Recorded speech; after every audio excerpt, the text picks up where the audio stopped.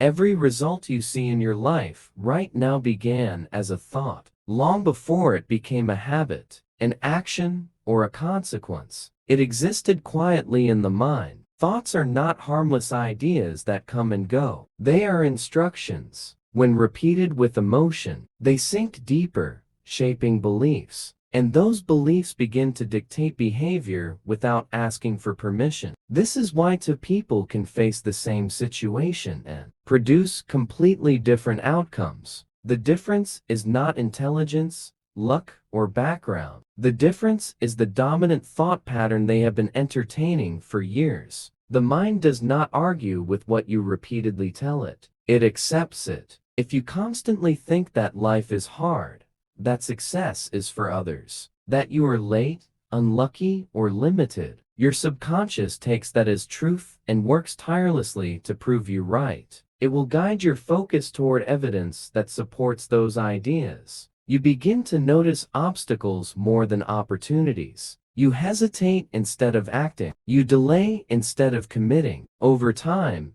the external world starts to mirror the internal conversation you've been having with yourself. Most people don't realize they are thinking on autopilot. Their thoughts are borrowed from past experiences, emotional moments, criticism, and repetition. A single negative idea, if replayed often enough, becomes a belief. And once a belief is formed, it becomes a filter through which everything is interpreted. This is how excuses are born, not as lies, but as logical conclusions drawn from limited thinking. I can't because sounds reasonable when the mind has already accepted limitation as normal. Your dominant thoughts act like a compass. They don't force you in one direction instantly, but they steadily pull you there. Small daily decisions align with them. You wake up with a certain expectation of what the day will bring, and unconsciously, you behave in ways that confirm that expectation. If your dominant thought is survival,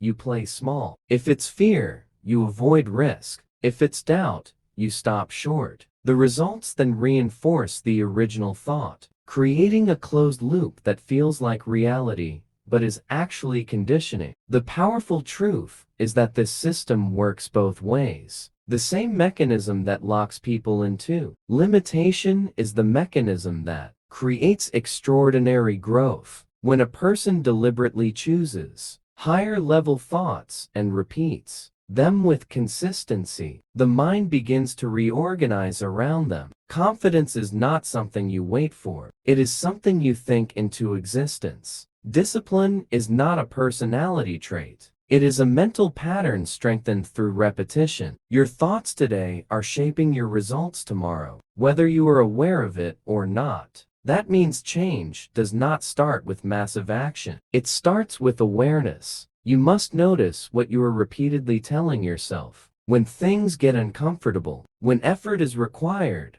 when results are delayed, those moments reveal your dominant thinking. Do you think in terms of excuses or responsibility? Do you think in terms of possibility or limitation? Do you think in terms of growth or protection? The mind will always try to stay consistent with its strongest beliefs. That's why change feels uncomfortable at first. New thoughts challenge old identities. When you begin to think bigger, act differently, or demand more from yourself, the mind resists because it wants to protect the familiar. This resistance is not a sign that you're wrong. It's a sign that you're interrupting an old program. Consistency is the key. One positive thought does not change a life, just as one negative thought does not ruin it. But repeated thoughts, held daily, emotionally charged, become law. This is why visualization, affirmation, and focused intention work when practiced properly. They are not magic. They are mental conditioning. You are deliberately choosing the thoughts that will dominate your inner world until they become automatic. When your dominant thoughts change, your perception changes. You start seeing solutions where you once saw problems. You feel capable where you once felt overwhelmed. Your energy shifts. Your posture changes. Your decisions become firmer. Action becomes easier because it aligns with your new self-image. Effort no longer feels forced. It feels natural. You don't manifest what you want. You manifest what you consistently think and believe you are worthy of. The outer world has no choice but to follow the blueprint created in the mind. This is not philosophy. It is observable in every area.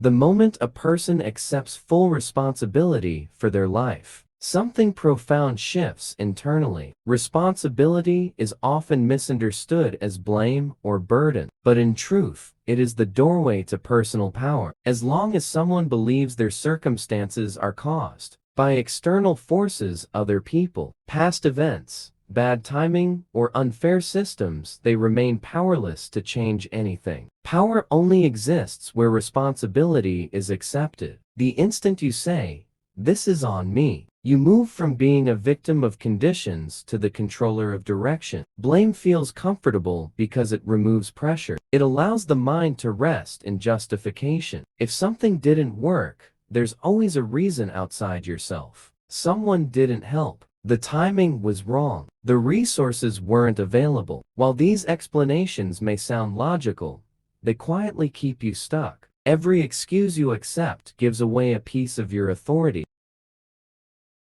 There is immense strength in realizing that no one is coming to save you. Not because you are alone, but because you are capable. When you internalize this, your standards rise. You become more intentional with your time, your energy, and your thoughts. You stop engaging in self-pity because it no longer serves you. You begin asking better questions. Not, "Why is this happening to me?" but "What can I do with what I have right now?"